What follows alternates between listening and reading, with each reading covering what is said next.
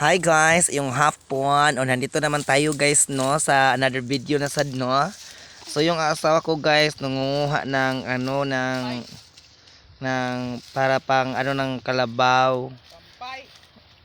Kasi anong Tagalog dito ay ng mais. Pampay. Oh, mais din. Mais din ang Tagalog na. Hindi. Yung ano ba yung dahon ng mais para ibigay sa kalabaw guys kasi yung kalabaw wala nang pang agahan na hindi sa kalaw. Kaya pang umaga.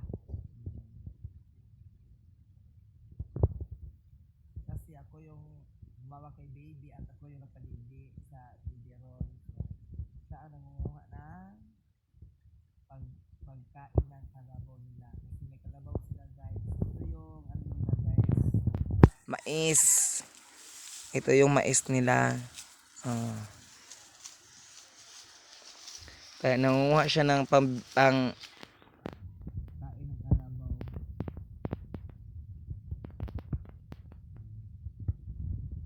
Doon ng bahay nila guys. Bahay ng mga pamangkin niya. Ah. Ang didi ka na bibi. Ubusin mo. So don't skip the ads guys and please follow this page and please like and comment and share no and please supporting me. And don't forget to subscribe sa YouTube channel namin guys. Rokan General Vlogs na.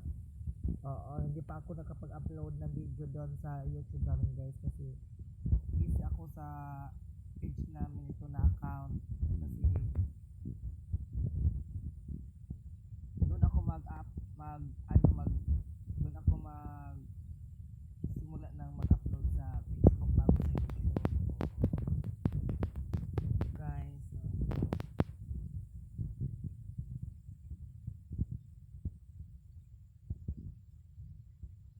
Yung mais kinukuhaan namin ng yung dahon na nasa itaas na dahon para pang bigay ng kalabaw. So, ito lang muna yung video ko guys kasi walang time sa pag-vlog everyday kasi kapag dito kami sa kanilang bahay hindi ako makapalagi pa kapag video kasi walang area na makapag-videohan. Hindi katulad sa bahay namin guys na makapag-video ako ng marami doon sa bahay. Kaysa dito sa kanila kasi kapag dito kami sa kanila palagi lang kami nasa bahay, labas ng bahay, kapag dito kami sa bahay namin guys, doon sa amin, para hindi ako ma-upload kasi mag-alaga ng halaman, yung mga plants ko, then may shrine doon, so pasyal kami doon sa bahay, sa